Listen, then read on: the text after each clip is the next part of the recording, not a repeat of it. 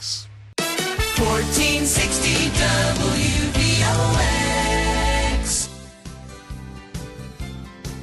Stay tuned now for Westchester Eye on the Radio with Peter Moses, John Sharan, and Adina Seward on 1460 WVOX.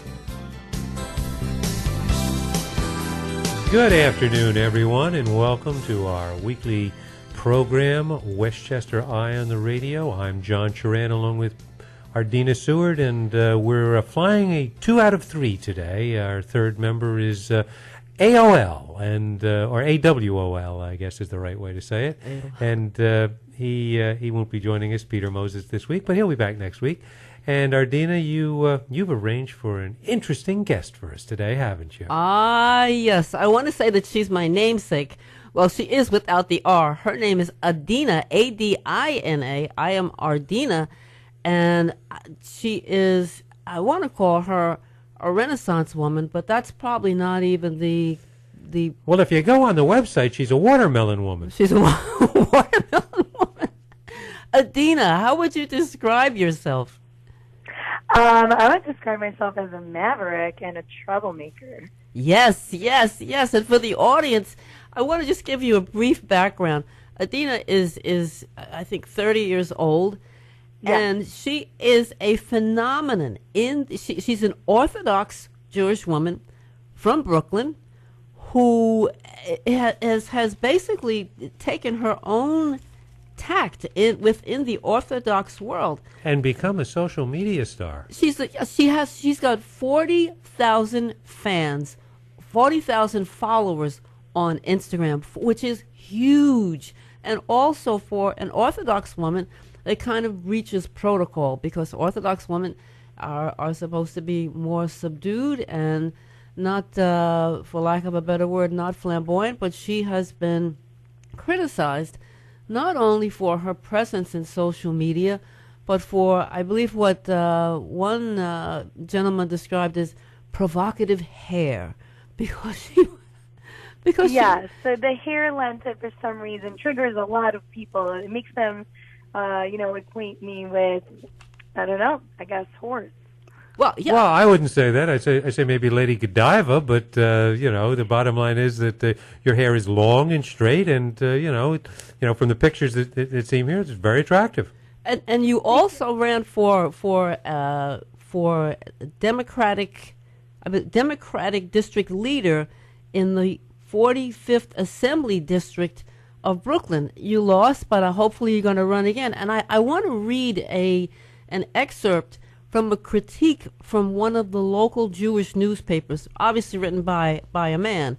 And he says, "So why am I vigorously opposing the candidacy of Adina Miles, who is running to be Democratic district leader in the 45th Assembly District, which comprises densely Orthodox Flatbush, Brooklyn?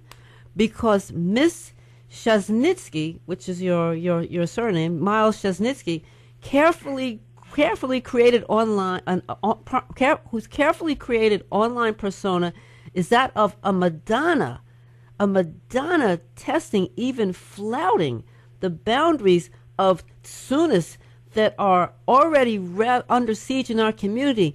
Ms. Miles aims to be funny, but the comedy is ditzy as she bounces around in various costumes, exhibiting a forwardness and innate immodesty on both in both comportment and dress. God forbid, what have you done, Adina?"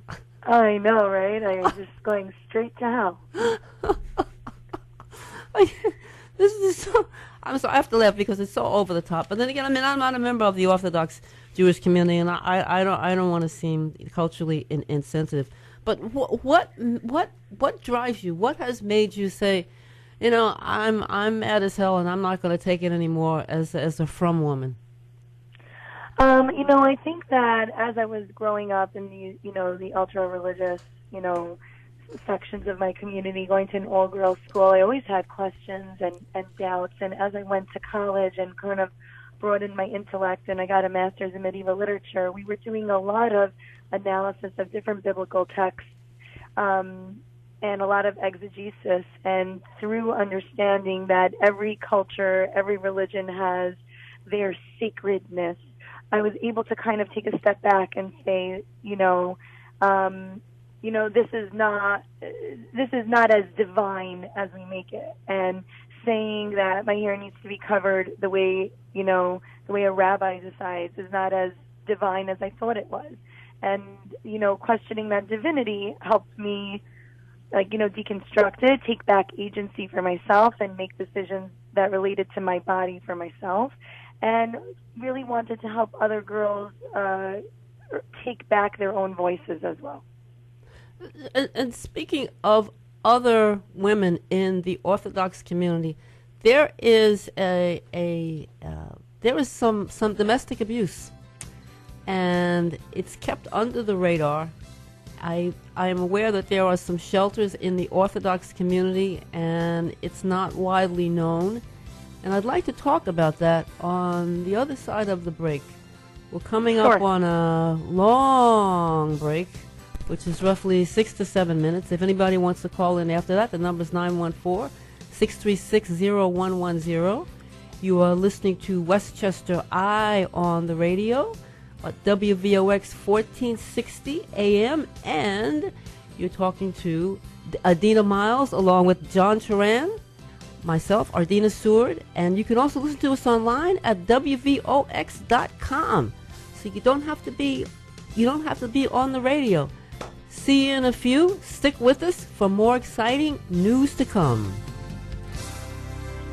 WVOX. Let's return now to Westchester Eye on the Radio with Peter Moses, John Turan, and Adina Seward on 1460 WVOX. And here we are on a Monday, the Monday before Thanksgiving. And our Thanksgiving is thanks for Adina Miles being our guest on the show today. I'm Adina Seward along with John Turan. Peter Moses is out, but he will be back next week. Now, Adina, before we went to break, we were talking about domestic abuse in the Orthodox community. And my research for the show has shown that you are interested in helping women within your community. And how do you deal with that? What have you done in relationship to that? So I've teamed up with some nonprofit organizations that really try to create lifelines and support for women who might be for women and men, for anyone within a relationship experiencing domestic abuse. Shalom Task Force is a very prominent nonprofit organization within the Orthodox community, but they help everyone. And we did a bystander video where we went to the park and we had a couple fighting in public, and we tried to see if anyone would intervene. And very sadly, maybe 1 out of 50 people intervened. So wow. You can imagine that if in public no one's intervening, even more so when it goes on in the privacy of your own home, that, it's very hard for people to intervene and support. Also, what I found out, which was revealing, was the opioid crisis in the Orthodox community. I think that's also something a lot of people are not aware of. How large is that? That Hatzalah supposedly has been equipped with more Narcan now because of the drug overdoses. Fill the audience in on that. Sure. So I think that what's going on is that the Orthodox Jewish community is not exempt from the other plagues that other communities are experiencing. We have the same number of we have the same experiences going on. The problem is that when it's an insular community, people like to be very protective of it. And so what happens is that it becomes stigmatized and very hush-hush and, just swept under the rug. And it becomes more difficult for people to support and create more awareness because it's something almost that people are embarrassed about. So kind of when we blow the whistle on these things within the insular communities, we're able to combat the stigma around it. Adina, so, I was going to say, yes. it seems that there's a rigid system within the Orthodox Jewish community. How difficult is it to try to enact change there? It's extremely important because people feel very isolated when they experience something traumatic. If they're experiencing abuse, or if they're abusing a substance, or they're experiencing a mental health issue, they feel isolated in their experience because there isn't enough people talking about it publicly.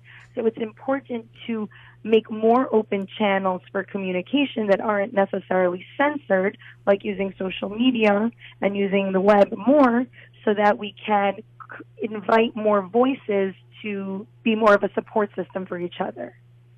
Oh, well, you entered the political arena, which I don't know if you're the first Orthodox woman to have done so in New York City. But what number one, why did you decide to do it? And number two, the two-part question, what was the resistance in the Orthodox community in regards to your candidacy? Wonderful questions. I love it. So I wasn't the first from Orthodox female to run. There's another one, Judge Ruchi Fryer, and a lot of people have used her as an example when they would, let's say, scold me, and they would be like, why can't you be more like her? She's such a good example of a civilized, modest, female Orthodox person who entered the political arena, and you're just an attention whore. And I would say, like, you forgot all the backlash she encountered. She encountered so much backlash from the patriarchy and from rabbis, and she pursued it. Now that she won, people forgot. So some of the backlash I encountered were from people who felt that it's a bad example to mix politics and religion, and that it's not a good role model for other girls who should be shown more what it's like to have, a job and take care of their families, and not necessarily mixing with men so often. And some of the backlash I got was, a lot of these synagogues sent out mailing lists for who encouraging their members to vote, and it wasn't so much about voting for my opponent for anything she stood for, and I mean that really seriously, because no one even knew what her name was until I got into the picture. They just said, whatever you do, just don't vote for Adina. Just don't vote for Flatbush Girl. Flatbush Girl is the nickname I use because I'm from Flatbush, and they just said, whatever you do, just don't vote for her. So, I encountered a lot of people at the poll sites who were my friends, my neighbors, my family, from a very well-known family within the Brooklyn community. And I would say to them, will you vote for me? And they said, I'm so sorry, but my rabbi told me not to. Oh, my God. So, and really the goal was not necessarily to win. I really think the main goal for me was to signal to my young female audience who watches me that they should always go and try and get it and be fearless and not be afraid of the backlash and keep pushing, because as long as I model for them what it means to be fearless and go against the tide, my job is done. Have you received, I know you've received criticism, a lot of it, but have you received threats or any kind of indication that you could be in danger within the community? I've definitely received from within the community much more, not necessarily threats to my physical safety, but more threats to like my standing within the community. Like if my, threatening that they'll call my children's schools and kind of tattletale on what kind of troublemaker I am so as to get them unenrolled from the school system. And because within like the private schools, it's kind of how it works. You need to conform to certain standards, otherwise you're like, you're thrown out. Some other threats. The only physical, I have gotten physical threats, but I really haven't found them to be, any of much substance. Yeah. But do you feel that down the road that's going to affect your standing a lot in the community, and that could impact your children also in terms of who they would marry eventually, and as far as work is concerned? Now, that being said, we ponder those questions because we're coming up to another break. Great. Station's got to make money. That's how it is. So you are listening to Westchester Eye on the Radio, 1460 WVOX. And you can also listen live. You can listen to live streaming, WVOX.com. We have Adina Miles, straight from Flatbush, via the airwaves, via the internet. I am Adina Seward, along with John Charan, and our third leg, Peter Moses, is MIA today. But Peter will be back next week. This is a show that Peter should have been here for, but He certainly could have contributed. Peter could have contributed. But we will put this online for all who have missed it. But you're not going to miss anything, folks, because you're going to come back to us on the other side of the break. Stay tuned, and we'll see you in a few.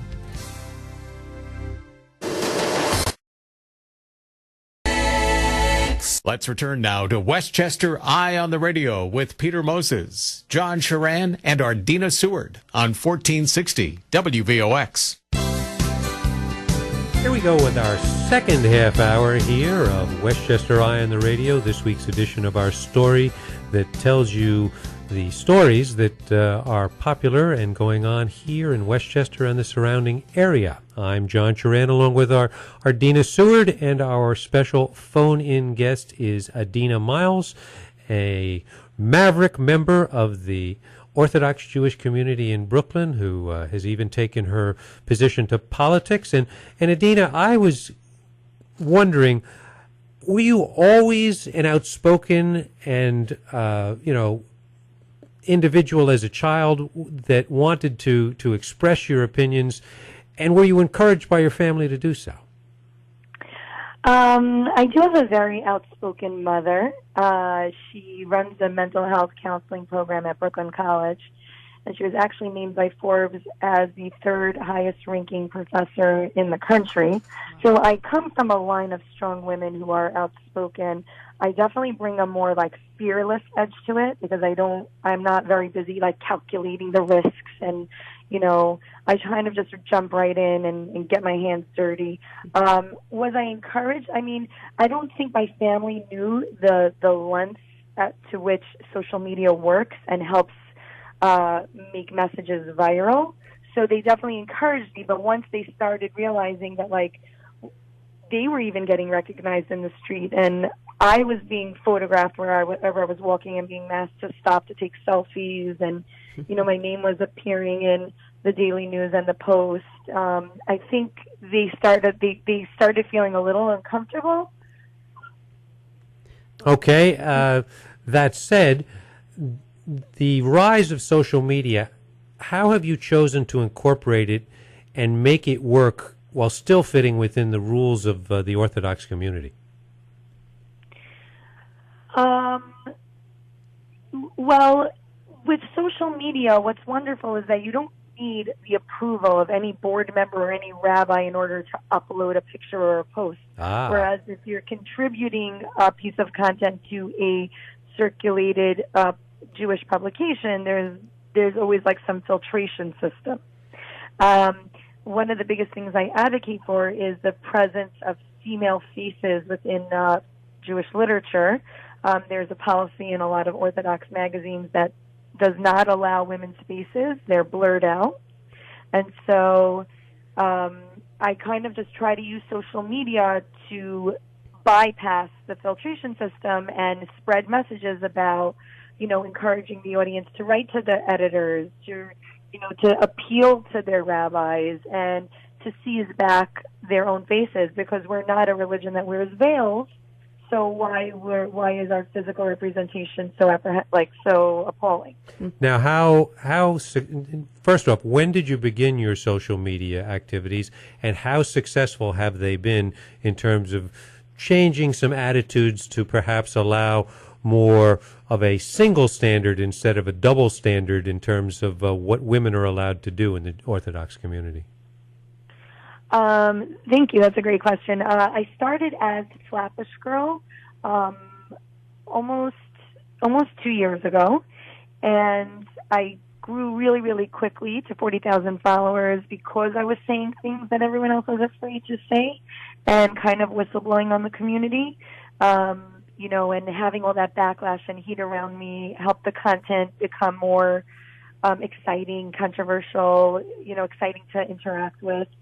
I guess, what was the last part of the question? Well, I was asking, how successful have you been to be able to perhaps get some change done through social media within the Orthodox community to make sure that this double standard, such as what you mentioned with the photography, so that the double standard becomes less significant and a single standard for all tends to apply? I definitely think that, there's a lot of progress happening.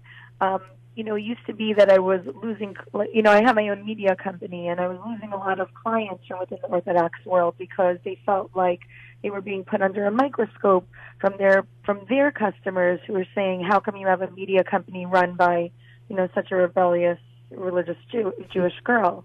And it happens to be that I'm actually calling you from the back room in a store called Eichler's, which is the #1 most incredible Judaica store.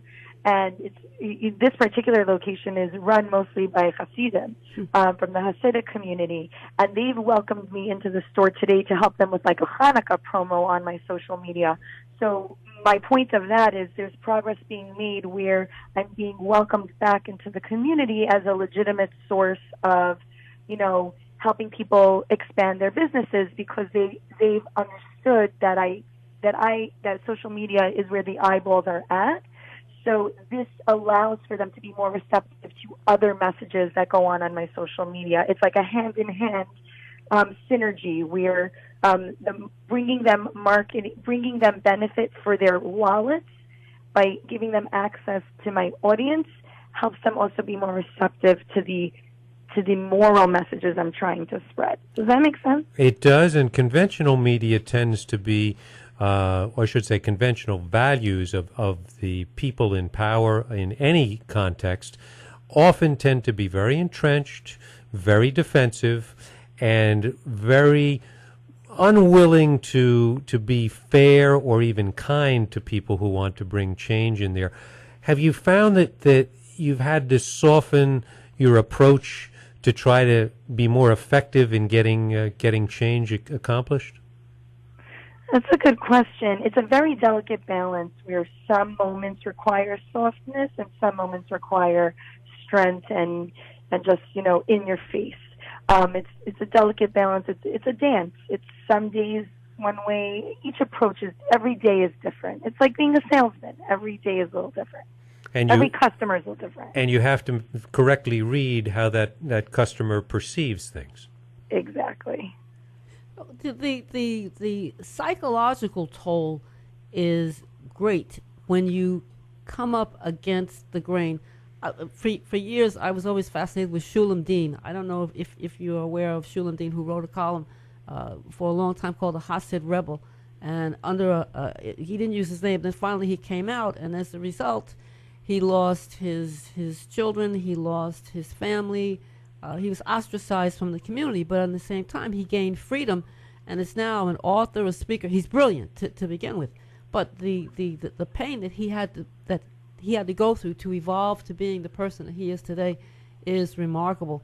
And before we went to break, we were talking about how it has the potential to impact your family. I know you're married, you have lovely children. What happens with them down the road?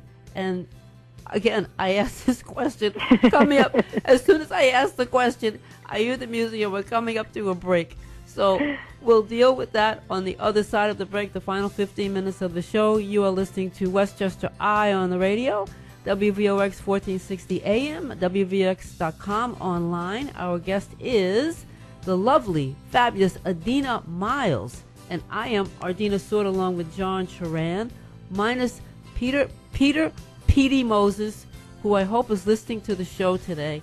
If he's not listening today, then I'm gonna make him listen to it in the archives because it is a privilege to have her on. Phone in if you have a question, 914-636-0110. Stay with us. See you in a few. 1460 WVOX. Let's return now to Westchester Eye on the Radio with Peter Moses, John Charan, and Adina Seward on 1460 WVOX. We are back. We are here into our final 10 minutes of the show, and we're going to have to pack a lot of information into that final 10 minutes. You're listening to Westchester Eye on the Radio. I am Adina Seward with John Charan.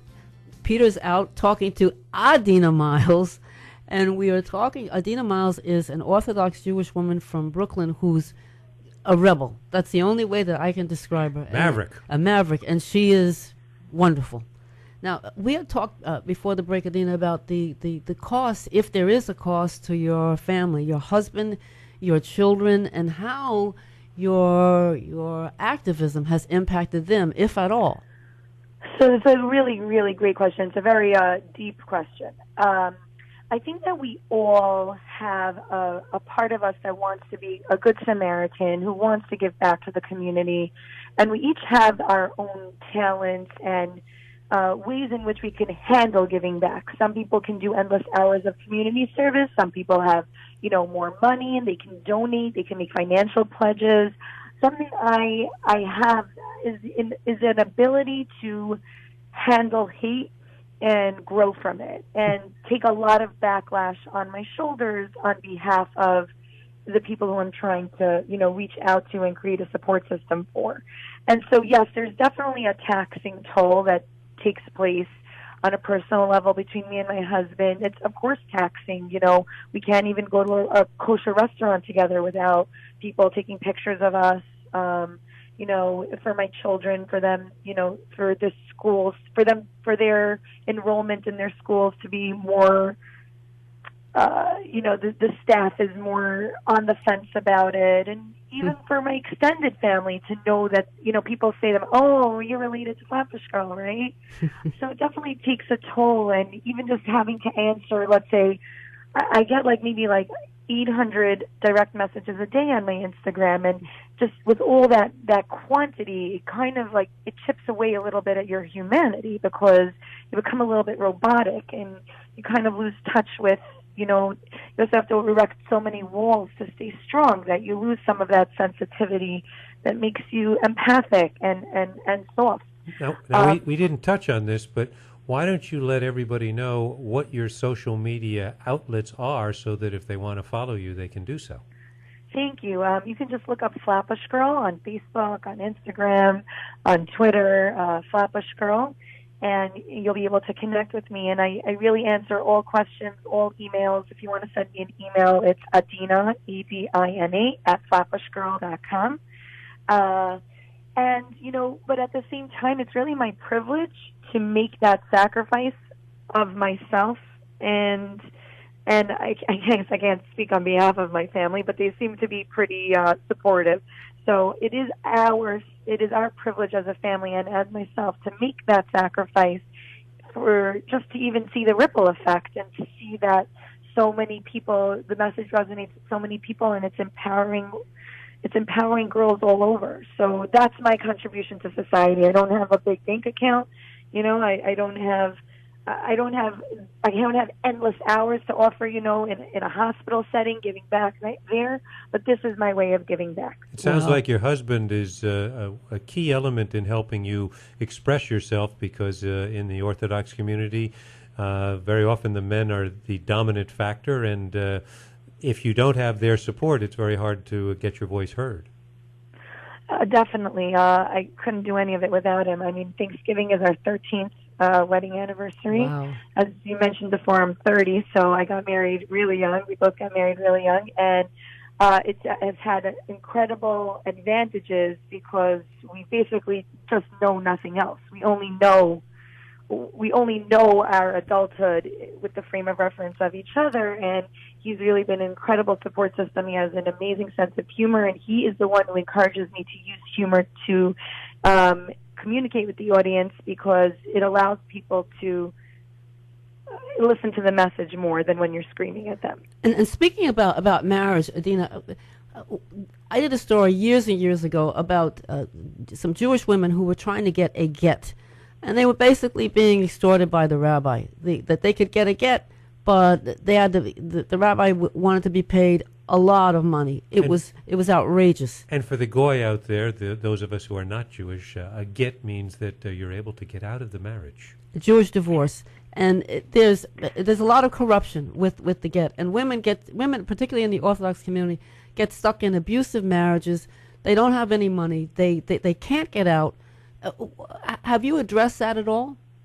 Yes, I've definitely addressed that. One of the highlights on my Instagram page, it talks about the GET system and the corruption. I think that there's a lot of progress that is being made, and it is because of social media. There's so many female voices who are, they're building up followers by posting pictures of their amazing food recipes for Shabbos and their clothing and their kids wearing matching clothing. And this allows them to bring a very, people who are just interested in the superficiality, but once in a while they convert it for really meaningful purposes, like whistleblowing on a male who's withholding a get, or whistleblowing on the fact that, Mishpacha magazine is only posting pictures of women from the Lev Tahar sect of Judaism, which basically, they're wearing like fully black, covered with veils.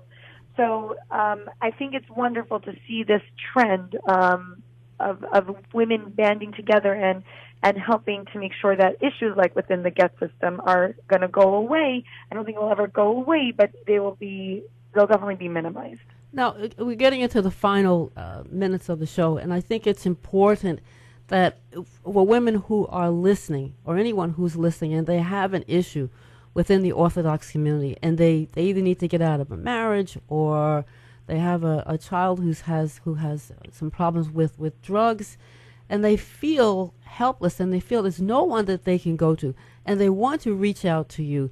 Can you guarantee confidentiality, and how would you be able to help them get out of their dilemma?